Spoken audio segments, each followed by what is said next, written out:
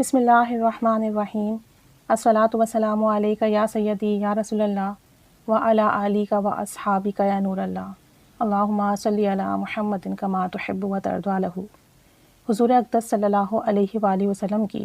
ذات مبارک اتنی مبارک ذات ہے کہ اس پر درود پاک پڑھنے والا بھی مبارک ہو جاتا ہے۔ درود شریف بھیجنے سے اللہ کا قرب نصیب ہو جاتا ہے۔ آپ صلی اللہ علیہ وآلہ وسلم کی نظر کرم عطا ہو جاتی ہے، اور جو درود شریف پڑھتا ہے نا وہ تمام جہانوں میں معتبر ہو جاتا ہے۔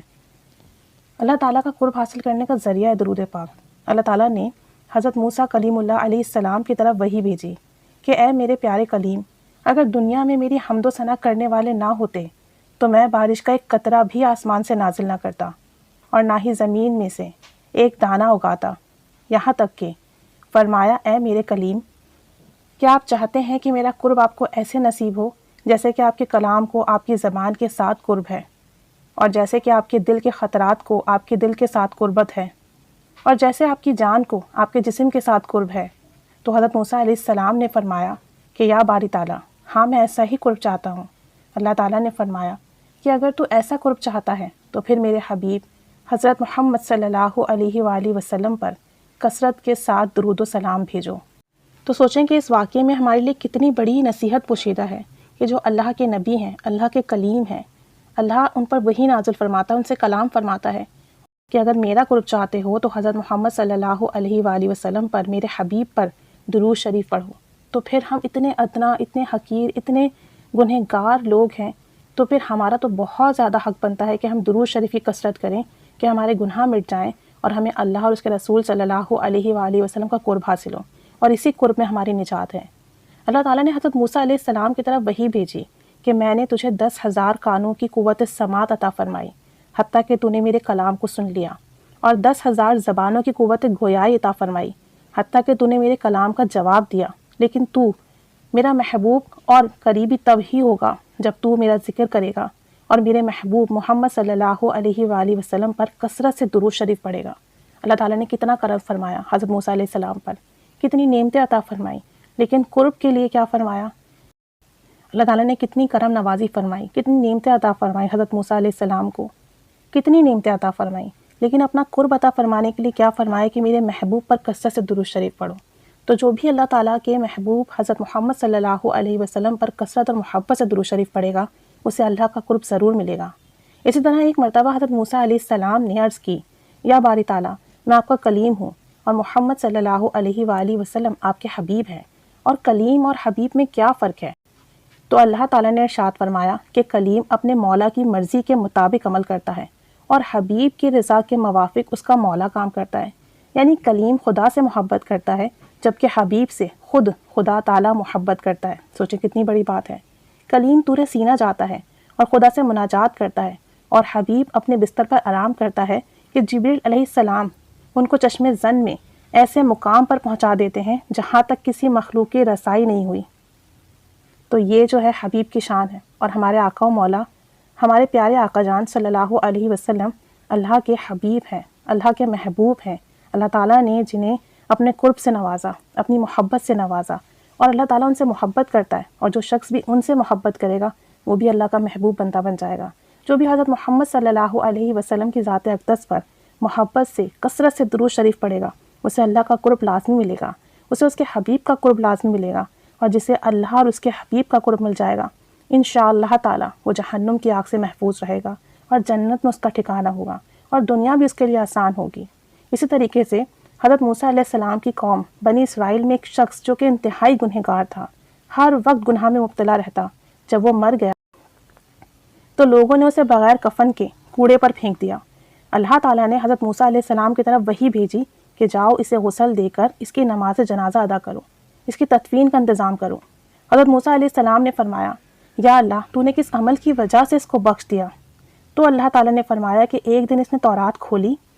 اور جب تورات کھولی تو اس کے سامنے میرے محبوب حضرت محمد صلی اللہ علیہ وآلہ وسلم کا اسم مبارک لکھا ہوا آیا،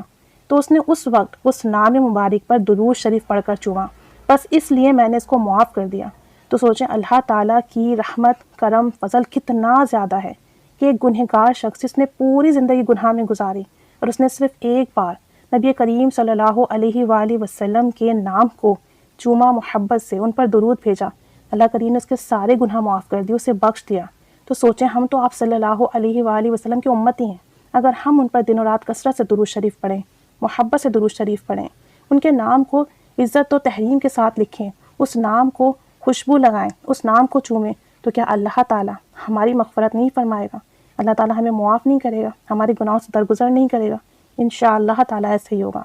حضرت موسیٰ علیہ السلام کے زمانے میں جو شخص فسق و فجور میں مبتلا تھا، اسی حالت پر مر گیا، تو کسی نے خواب میں دیکھا کہ وہ بہت خوش ہے۔ پوچھا گیا تو اس نے بتایا کہ اعمال کے لحاظ سے تو میرے پاس کچھ نہیں تھا، میں بہت گنہگار اور ناکارہ انسان تھا، لیکن ایک رات جب میں نے تورات شریف کھولی اور وہاں حضور صلی اللہ علیہ وآلہ وسلم کا نام لکھا ہوا دیکھا، تو میں نے اسے ادب کے ساتھ پڑھا اور اسے چوما، بس اسی ادب کے صدقے سے اللہ کریم نے مجھے معاف کر دیا اور میری مغفرت و بخشش فرما دی۔ تو سوچیں آپ کہ جو رب اتنا کریم ہے، صرف ایک بار اس نام کی عزت کرنے والے کو معاف کر دیتا ہے، صرف ایک بار اس نام کو چومنے والے کو بخش دیتا ہے، صرف ایک بار درود شریف پڑھنے والے کی مغفرت فرما دیتا ہے۔ تو جو کثرت سے درود شریف پڑھے، محبت سے درود شریف پڑھے، تو اس پر اللہ کریم کی کیا کیا انعامات، کیا کیا برکات، کیا کیا فضیلتیں اس کو عطا ہوں گی، اس کا تو ہم تصور ہی نہیں کر سکتے۔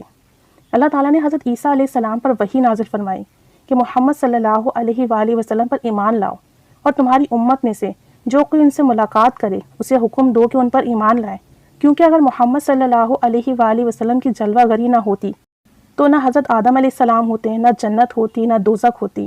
اور میں نے عرش کو پانی پر مقیم کیا تو وہ متحرک تھا، پھر میں نے اس پر لکھا لا الہ الا اللہ محمد رسول اللہ صلی اللہ علیہ وآلہ وسلم۔